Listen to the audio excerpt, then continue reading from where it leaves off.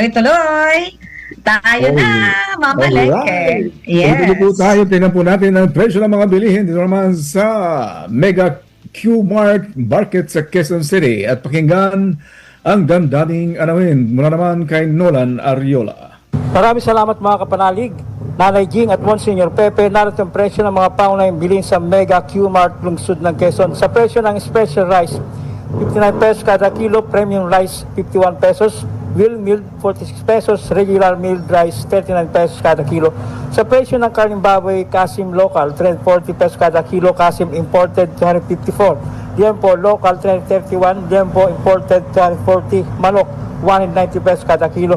Sa presyo ng mga isda, hiwas 260, tawilis 140, talunggong 300, salay-salay 240, tulingan 240, salmon 200 pesos, pampano 500, tambakol 240, lapu-lapu 400, bangus 200, tilapia 130 pesos kada kilo, betilya 380, torsillo 320, dilis 200, dorado 250, talakitok 380, hasa-hasa 280. Sa presyo ng mga gulay, broccoli 173, repolyo 91 pesos kada kilo, carrots 101 hanggang 106, sayote 62 pesos kada kilo, Baguio beans 100, patatas 152, siling labuyo 460, bawang 156 hanggang 375, luya 166, sibuyas na pula local 185 pesos kada kilo, sibuyas na puti imported 122 hanggang 132 pesos kada kilo.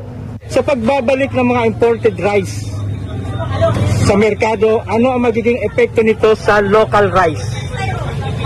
Pagbabalik ng imported sa local rice, ay depende kung ang imported di mataas, hindi magagalaw ang local rice, mataas pa rin. Ganun yan. Ang pagbaba ng imported, bababa rin ng local. Diba? Kaya tumataas ang local walang imported na tumadating Tuloy na tuloy ang taas ang local. Kaya mangyayari dyan, kung ang imported ibabagsak nila ng mababa, sasabay ang local sa mababa. Ay magkano ang palay raw sa kinukuha namin sa Intercity, 32 na. Ay ang bigas nun, di talaga naglalaro sa 50 pataas na yun. Ganun ang labanan. Yung mga imported rice kasi ganun din mahal pa din dito sa merkado tulad niyan, tag 52, isang kilo ang pinakamababa ay 45 kasi hindi pang-aso naman yan yun lang po. Yan ang tinig nila Nerds at Aljon. Ang Nativity of Our Lord Parish ang pinakamalapit na simbahan sa Mega Q-Mart. Ang lagiang paalala ng simbahang Katolika, kapag palagi ang langing babaw sa katauhan, ang kabutihan sa kapwa, bumubuhos ang pagpapala at biyaya mula sa Diyos. Para sa Veritas 846, ang radyo ng simbahan, ako inyong kapanalig, Nolan Ariola, sumainyo ang katotohanan. Veritas Pilipinas.